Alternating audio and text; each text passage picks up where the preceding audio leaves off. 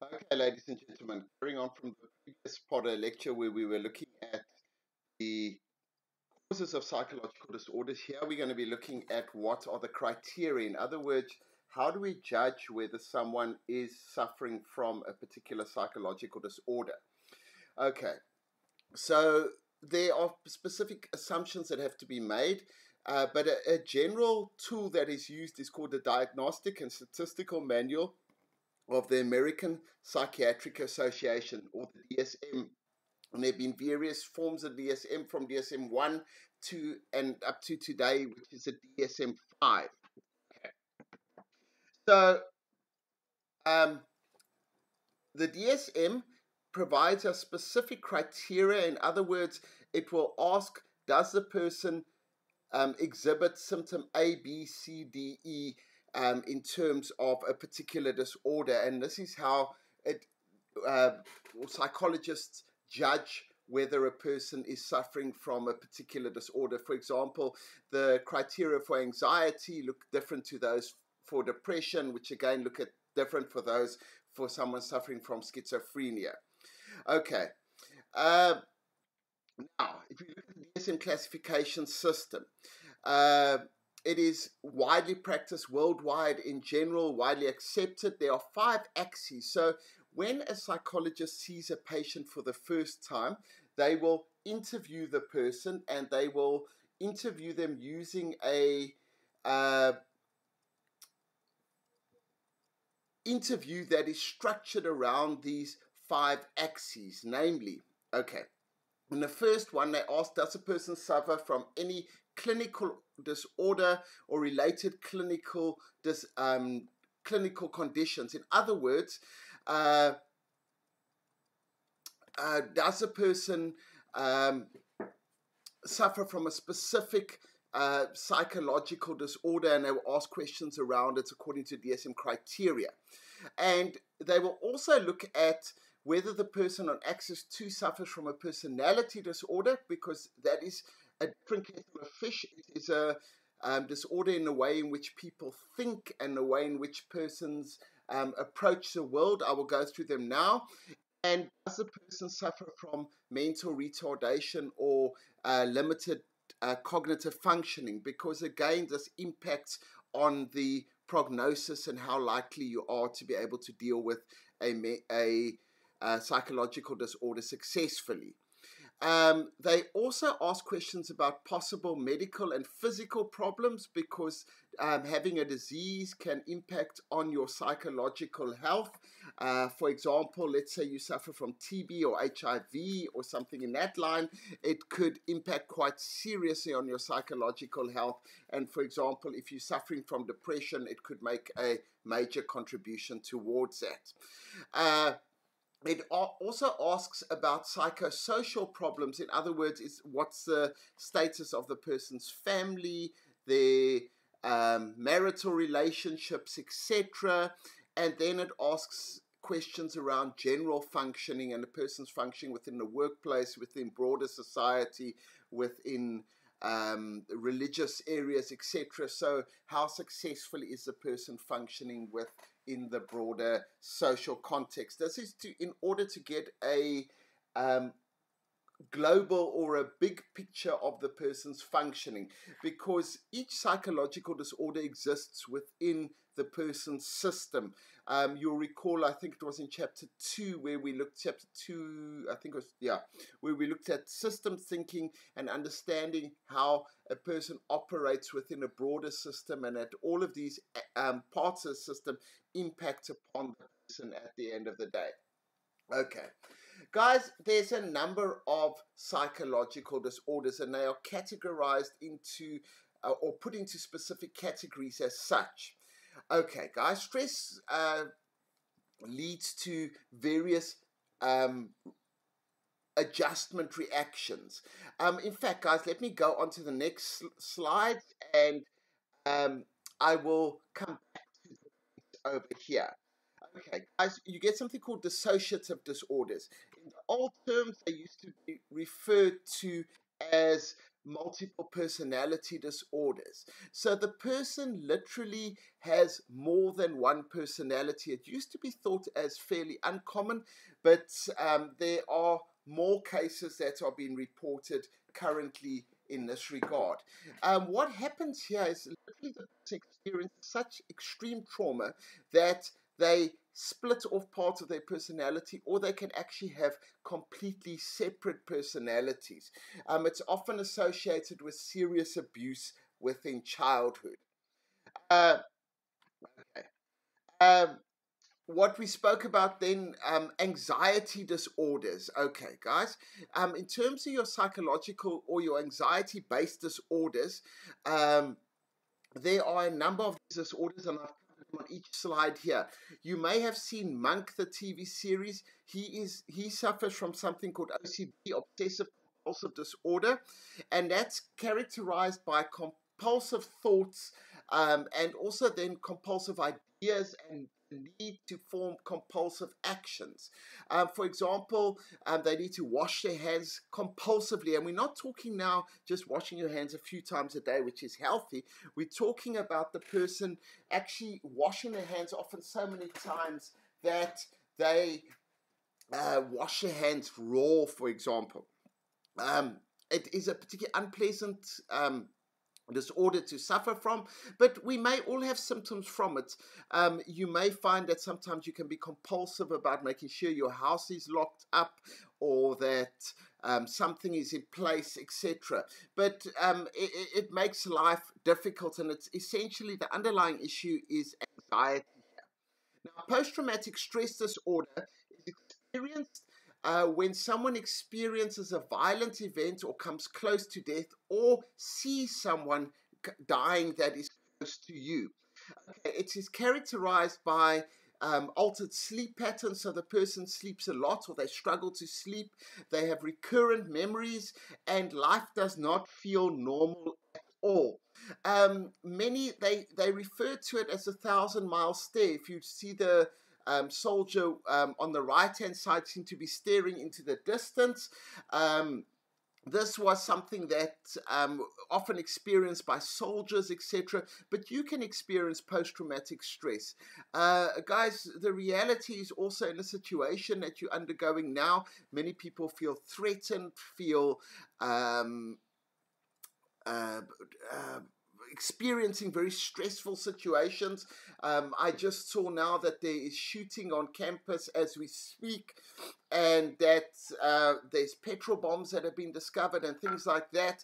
And that is literally a case of extremely stressful events that can lead to post-traumatic stress disorder. So it's not something abnormal. Although it is outside the normal, it is a normal reaction to abnormal circumstances. Now, guys, all of you, if I say all of you are neurotic, you're going to get irritated with me, or you're going to get defensive. But if you neurosis is a irrational fear of something, and if you look at the list over there, arachnophobia, agoraphobia, etc., spiders, open spaces, closed spaces, pain, animals, being alone, fire, etc., there are all these phobias, and the fear isn't actually of the object. So you got the little girl screaming about the mouse. Many people are fear mice, but what's scary about a mouse? It's a tiny little thing. It can't do anything to you. The point is it's underlying anxiety that is channeled in a different way. Then we also get something called panic disorders.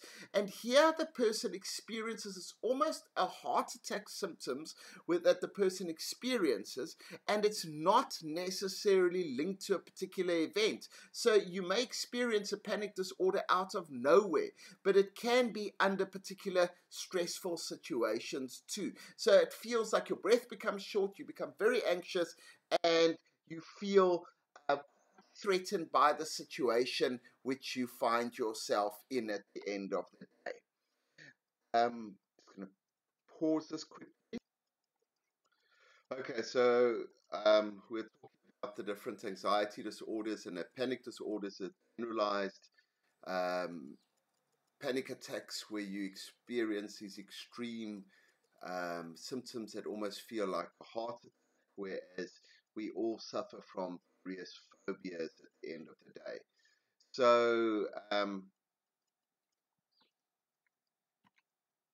okay. Guys, what we're going to be looking at next is personality disorders. And now, what defines personality disorders is that they are essentially a different way of being in the world. They're a different way of thinking about the world. Uh, so, as I put it, repetitive, consistent, enduring, deviant, exaggerated, or maladaptive and inflexible behavior patterns. Okay. So divide into three groups: odd and eccentric behavior, dramatic, emotional, and erratic behavior, and anxious and fearful behavior. Okay, but how it's different from the neuroses that you've just dealt with now. Personality disorders, their prognosis is much more negative in terms of they're pretty much a given. If you fall within a personality disorder, it's pretty much your way of being in life, and it's quite difficult to change that.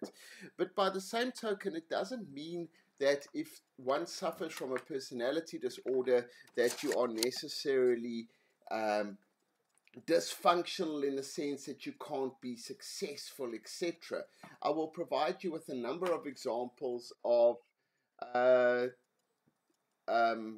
of personality disordered individuals who are actually highly successful. So it's not a case of that if you have a psychological disorder that you necessarily don't function in society. It's just that perhaps your behavior is often more troubling to others, or you are less functional on some levels. Okay, so they're also called character or social disorders, and okay, what I've already said, they're characterized by fundamental distortions in patterns of thinking.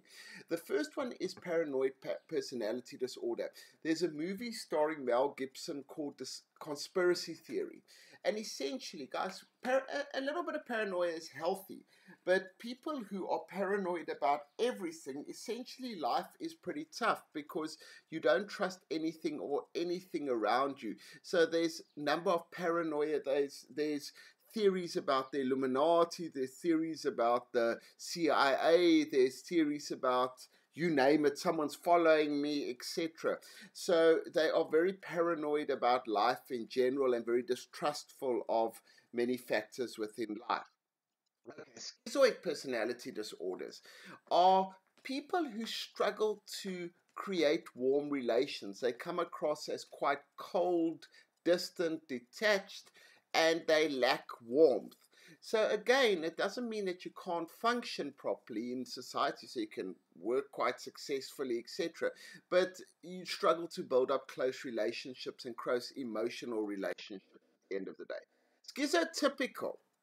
He's defined this chap in the picture as quite a good example: odd, eccentric behavior, distortions, and thinking and perceiving. So essentially, here it's about a person who they behave out of the ordinary and they behave quite differently. And you find people in the arts sometimes who are schizotypical. So they tend to be, we often think of persons like this as eccentric and odd, but it's not necessarily that they are struggle to function in society as such, but they often exist on the fringes of society in many regards. Antisocial personalities. Most famous, Adolf Hitler killed 6 million odd people in the name of National Socialism, etc. But actually, there are many antisocial personalities. In fact, the antisocial personalities sitting in class. The key definition of antisocial personalities: they'll pretty much do anything to achieve their goals. They're highly manipulative. They exploit people, and they lack sympathy, empathy, and essentially they lack a conscience at the end of the day. So antisocial personalities, also in business, you have many individuals who occupy senior posts who would be regarded as antisocial personalities. Borderline is quite an interesting personality disorder. Again, we will have students who are borderline personality disorders. And okay, they're characterized by unstable mood, self-image, and relationships. And borderline personalities often struggle with things like addictions, but the key characteristic is they have a terrible feeling of emptiness. So they struggle to form their own identity. So they are very much, they feel this emptiness and continue searching for meaning somewhere and or in someone or something. There's a good movie called Girl Interrupted that describes borderline personality quite well. Histrionic, dramatic, emotional, attention seeking. You probably have people like that in your families or in your communities, people that you know. It's the sort of person that you walk into and, oh, my dear, I love you, and how are you? And I haven't seen you for such a long time. And it's such a put on. But they are these over the top extreme persons. The arts again, actors, often you find histrionic personalities in the acting field, etc. Narcissus. If you look at this picture over here, now any normal red-blooded male, you notice there's a very attractive young lady in a state of undress in the picture, and you've got a young gentleman over there, and any normal young warm-blooded gentleman would be more interested in the lady over there. However, Narcissus saw his image in the water and he fell in love with himself. So narcissistic people are self-important. They need admiration. They lack empathy, and they're completely self-centered. I believe we live in the age of narcissism. We have many people who are very much self-centered and self-serving. Kim Kardashian and company are very good examples of narcissistic personalities. They all wound up in themselves, and it's all about me, myself, and my image, etc. Avoidant are people that are very sensitive to criticism. They feel inadequate, they feel inferior, and they are easily offended, etc. So they tend to be oversensitive and very difficult to be around with because you can offend them so easily. And then our dependent individuals. Again, you've probably got some friends who fall into this, or you may even yourself struggle with it a bit. But they tend to be passive, needy, looked after by others, always need someone around them, need friends the whole time, etc. So your dependent personality disorders are very much struggle to survive or manage without the assistance of someone else. Then my obsessive compulsive. Okay, we had OCD, obsessive compulsive disorder. Your obsessive compulsive personalities often are not so stuck to particular behaviors, but they are very much need order in their lives, and they need to be in control, etc. If you go into someone's house who's OCD, they've got plastic runners on the carpet. None of their pictures are out of line. Their books are packed from the largest to the smallest. Everything's in perfect order, etc. Everything's labeled, you name it. Okay, guys. Then, another group of psychological disorders is psychosis. And psychosis is when you see something, you hear something, or you feel something that doesn't exist. So, and one of the most prominent types here is schizophrenia. Okay, guys, most schizophrenics are not dangerous. They just struggle to operate in the world, and they experience two main characteristics: hallucinations and delusions. Delusions are when I'm going to go over schizophrenia now. I'll go over some characteristics. I'll explain the hallucinations and delusions to you now. Okay. Let me go over schizophrenia and I'll come back to those other two disorders. Okay. Disturbed thinking, disorganized and chaotic. Painting over there is Edward Minck's The Scream. And often their world is very a scary world that they're in for themselves. They see things, they hear things, they feel things that aren't there. This painting here of a cat is as a man was sinking into schizophrenia. So if you look at the first cat was the normal cat of their fairly normal cat. The second one, you can still see a cat in some regards. The third one, the cat has become almost mythical in nature. And in the fourth one, if you're going clockwise, the cat's almost not identifiable. So literally, this is what the person is seeing who's suffering from schizophrenia. So there's a short circuit within the brain, and the person is literally seeing things that aren't there as such. And schizophrenia is therefore treated with chemicals, it's treated with drugs, etc., to enable you to overcome the symptoms. It's not something that can be dealt with theory. Delusions, irrational beliefs, so beliefs that are not delusions of grandeur. I believe I'm Napoleon. I believe I'm Jesus Christ. I believe I'm some other religious figure, etc. And hallucinations can be visual or auditory. In other words, they see things or they hear things that aren't really there. In this last chapter over here, there's a deterioration in general functioning. In other words, they struggle to look after themselves and they essentially can't manage within the world. Okay, I'm just going back to the earlier slide. Okay. We also, substance abuse is also defined as a disorder in the DSM. So alcohol and drug abuse and literally guys being addicted to substances at the end of the day.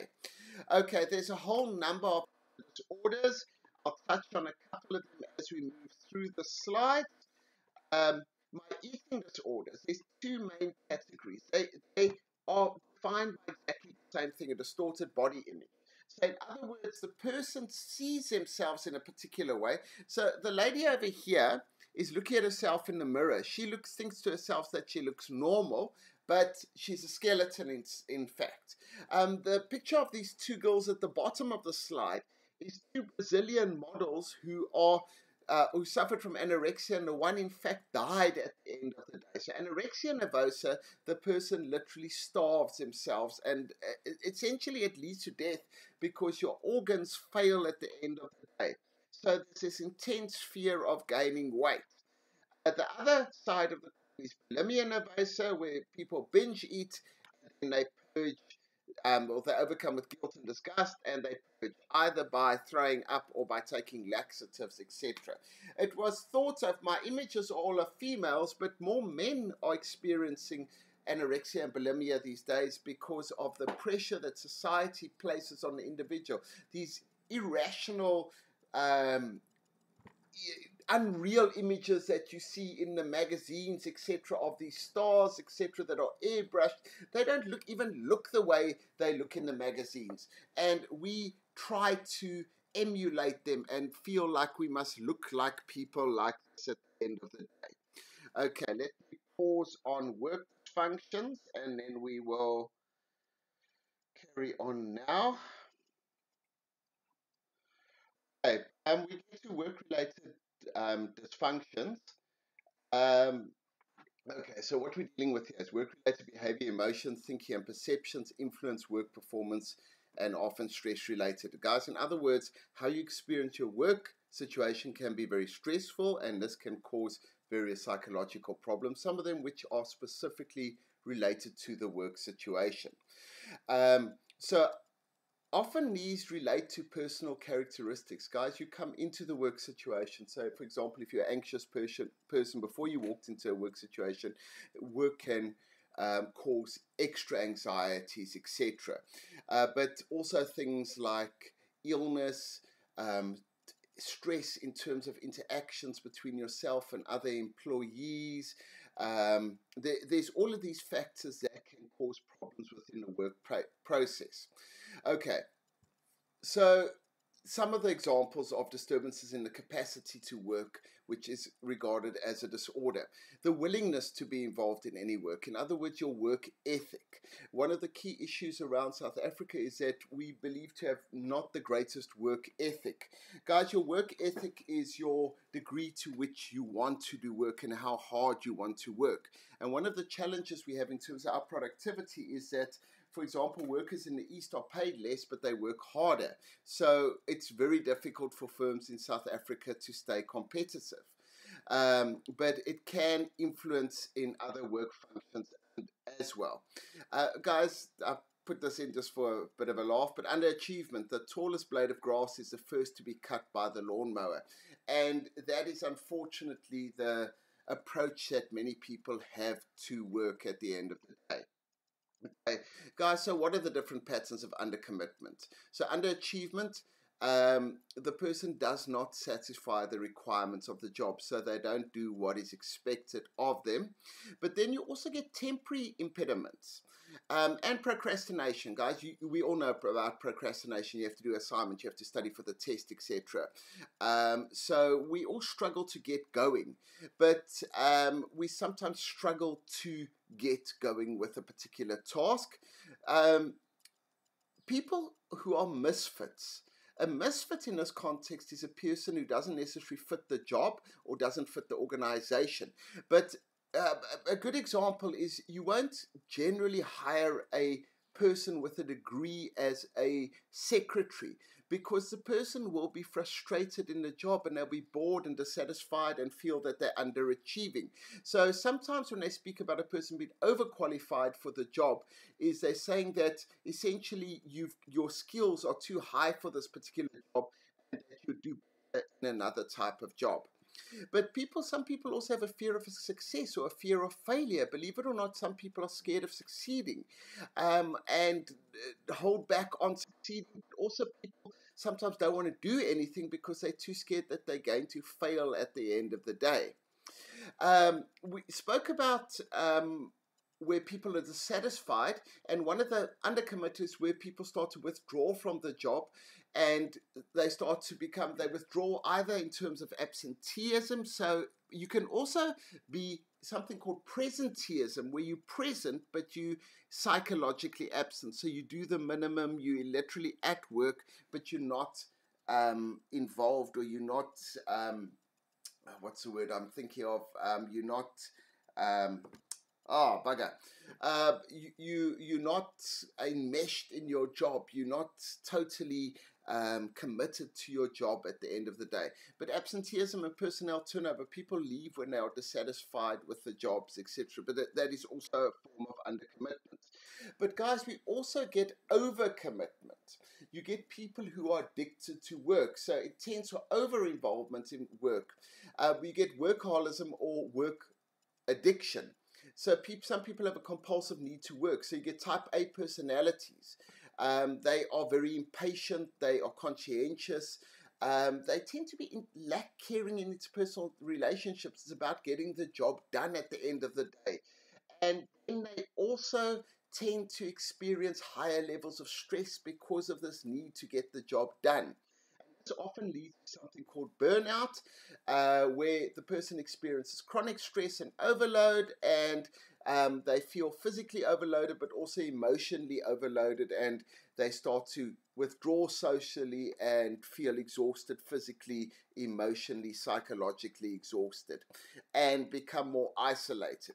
So the irony is, when you burn out, you actually become less dedicated to the job and more withdrawn at the end of the day. Then one also gets work-related anxiety, fear, and depression. People experience both anxiety at work, guys. Work is anxiety provoking just to the nature of what you are doing, but people also become depressed in the work situation when they feel overwhelmed, or they feel that they don't have the capacity to perform adequately, or they feel that they're stuck in a particular rut or in a particular job and not progressing, etc. Okay, let me take a quick break again. Okay, guys, if we look at personality and behavioral dysfunctions at work, um,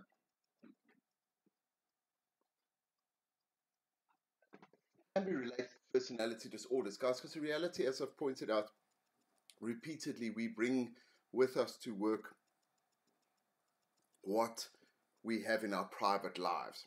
Okay, and it's disruptive and counterproductive, causes problems in organization, essentially leads to the organization not performing the way it should and achieving its goals.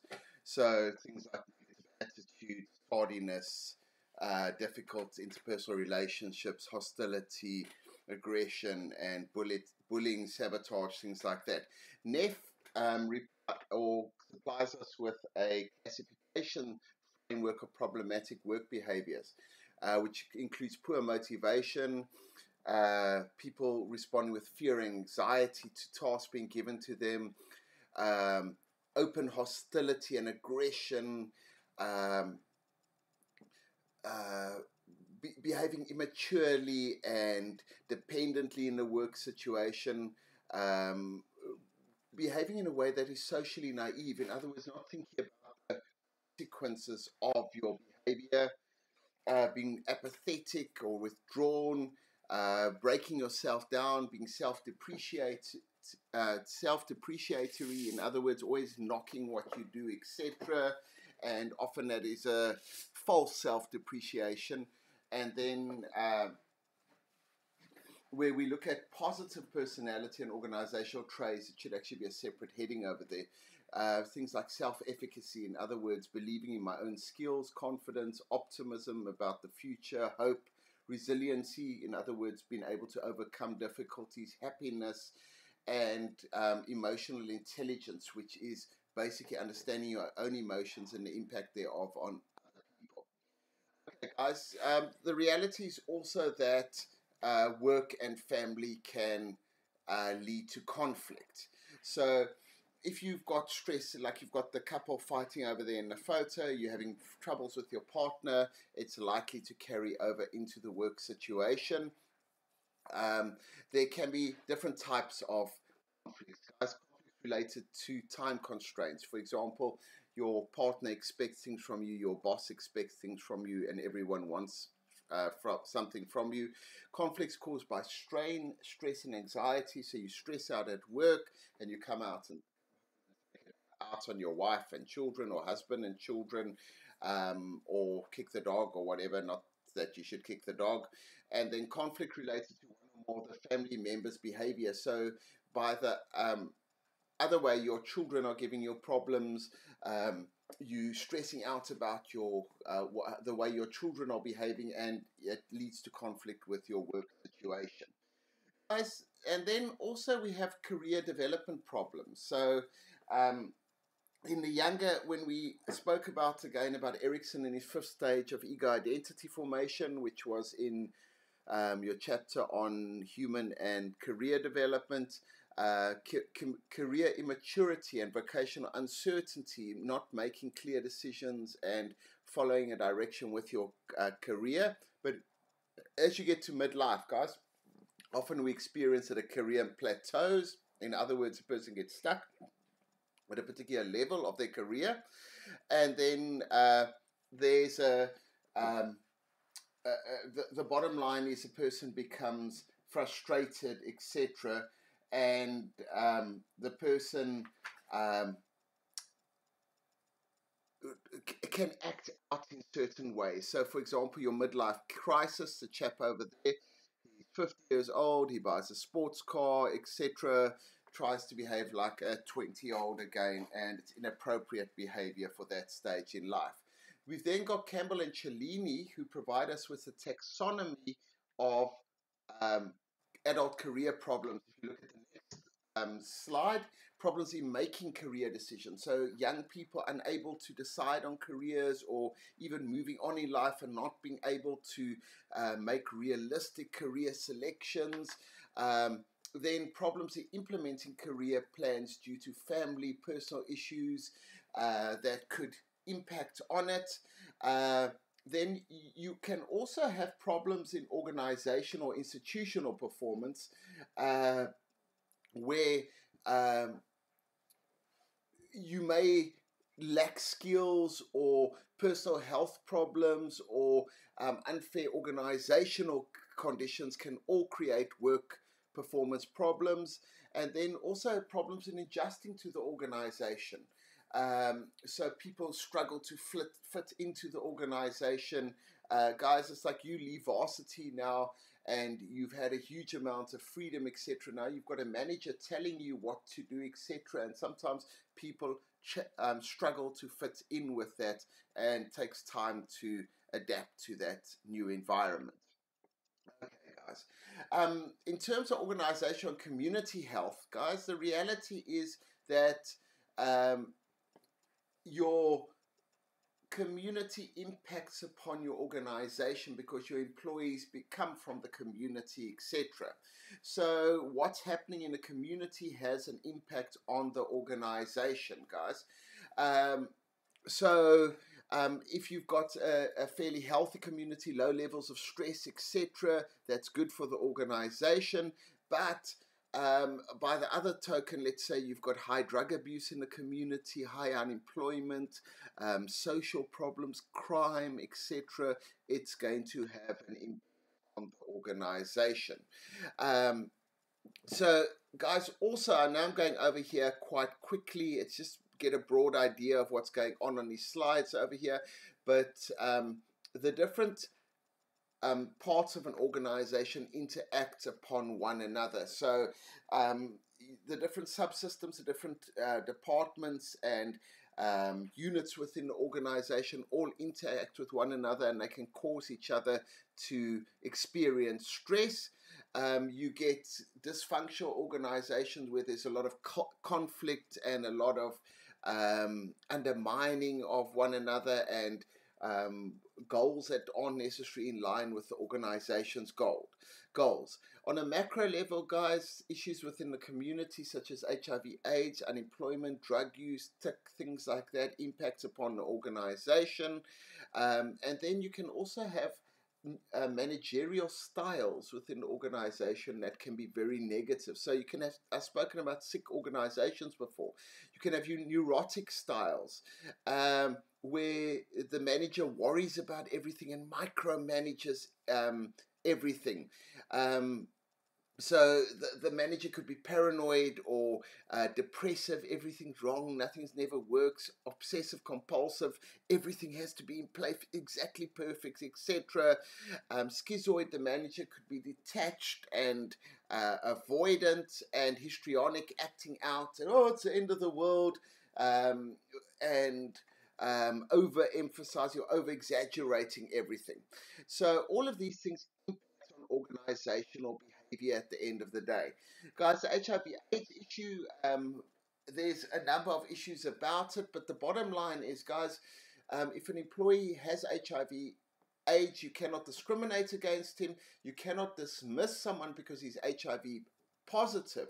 However, if he becomes incapable of performing the job at a later stage, guys, then he can be dismissed due to incapacity.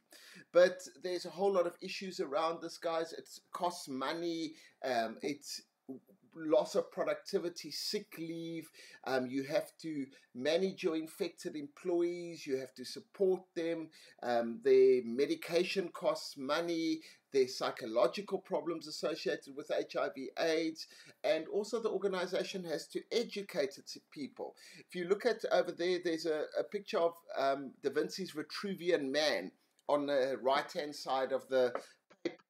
And it says basically that to be healthy, you need to have a balanced lifestyle, guys. And it's about health isn't just about exercise or about eating right or about good community relations or about a good job or about a good religious foundation or about a good marriage and family relations or broader societal relations. It's a combination of all these things that leads to a healthy person. And that comes to the issue of promoting and managing employee and organizational well-being. It's about promoting all aspects of organizational health, guys. So it's a holistic approach. It's looking at encouraging people, for example, to stop smoking, to exercise more, to practice health and safety practices, to think more positively about the work situation, and they say often the psychological side is neglected, so it needs to look at all the aspects, including physical and psychological aspects within the organization in order to create a healthy organization.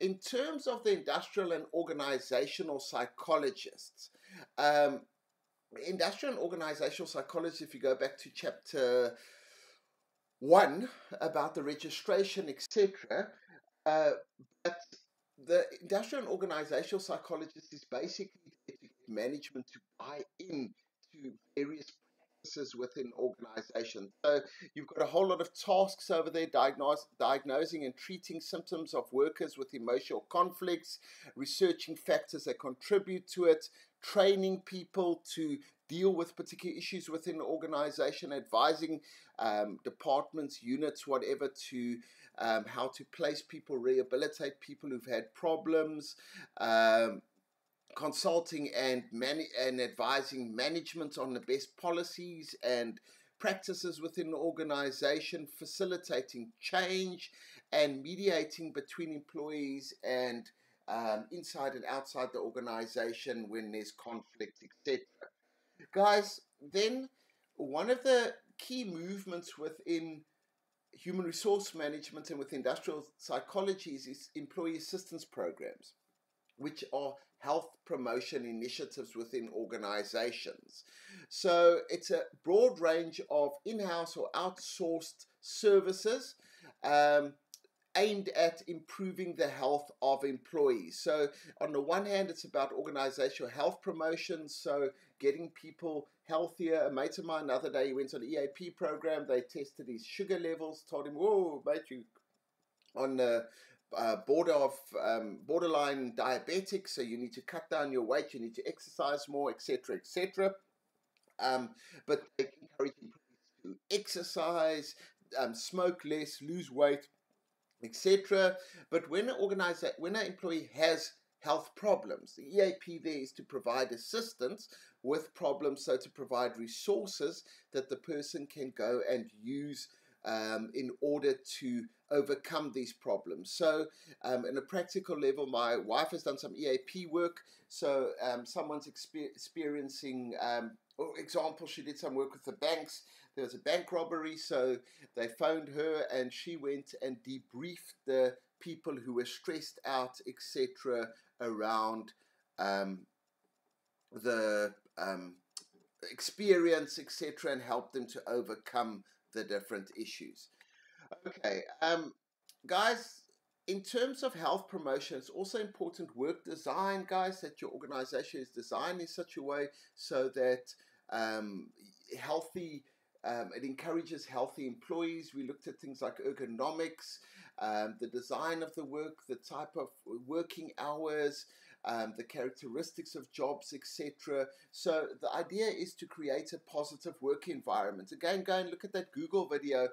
Gives you quite an interesting perspective on what a healthy work environment comprises and how organizations can work towards a healthy work environment. Okay, specific health promotion outcomes, needs, and activities. If you look over here, guys, if you look at the individual, group, and organizational level, basically links into the EAP. So on the individual level, it's about treating and managing particular problems, so individual problems, facilitating optimal performance, helping people to manage their own behavior, so creating self-control and self-management, crisis and trauma management that I spoke about. And on the group level, creating or facilitating growth in groups and within relations within groups. And then on an organizational level, looking at things like organizational culture and climate, transformation and change management, and mentoring and coaching. And essentially, it's about creating a healthy organization. So here's a checklist over here, and it asks a whole lot of questions about organizational health. And essentially, are the following things in place, yes or no? And again, guys, if you ask these questions, if there isn't, then we need to fix them. Otherwise, it creates more damage at the end of the day. Okay, guys, thank you. That is the end of chapter 11. Guys, keep in mind when you're prepping this, the slides basically point out the most important things. So use the slides as a guideline for the most important things, or to identify the most important issues that will be covered in the exam.